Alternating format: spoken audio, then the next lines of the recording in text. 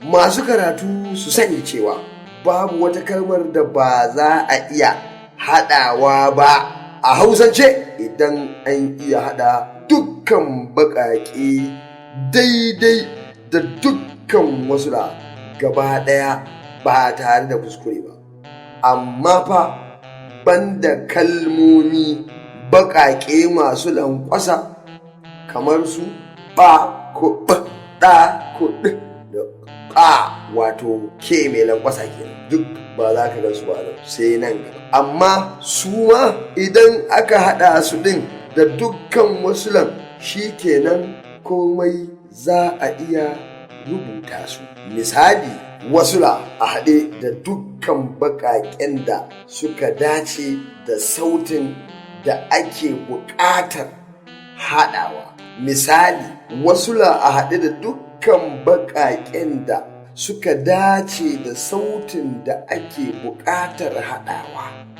A kwantaccen baƙin layi na ina da wasula guda 5 duka. A, E, I, O, U. A, E, I, O, U. Kowane wasali da babban shi da ƙaramin shi. Zan yi amfani da hikimar da muka koya a baya domin haɗa kalmomi kamar yadda muka ce wasula a haɗe da dukkan baƙaƙen da suka dace da sautin da ake buƙatar haɗawa, ba kuma a haɗa kalma sai da sauti, ba da sauti sai da ƙwayar sauti. Saboda haka bari mu auka. Na farko, ba da a da ba da a, wato b a ko kuma sautin ba da sautin ba, idan ka haɗa su sai su baka baba. Idan ka ɗauko sautin be da sautin ge ka haɗa su sai su baka bege. Idan ka ɗauko sautin gi da sautin ni ka haɗa su sai su baka gini. Idan ka ɗauko sautin bo da sautin ko sai su baka boko.